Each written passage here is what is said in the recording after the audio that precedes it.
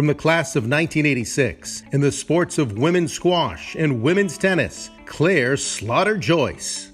She could pick up a racket or a ball and play any sport from a very early age. She's just always been competitive and always been a great athlete. She was nationally ranked as a teenager, both in paddle tennis and regular tennis. She had a terrific strategic sense of the court. And she had these powerful drives, incredibly consistent power drives that would just put so much pressure on her opponents.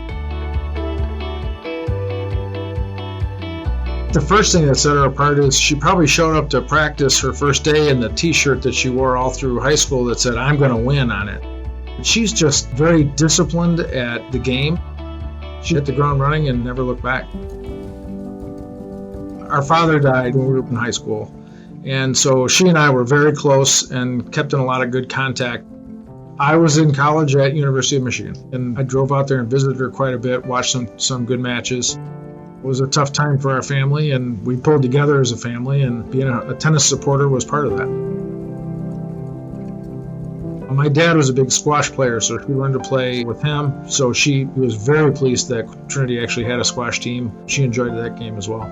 I really feel that her incredible success and drive and motivation really came from the love she and her father had and their incredible connection with tennis.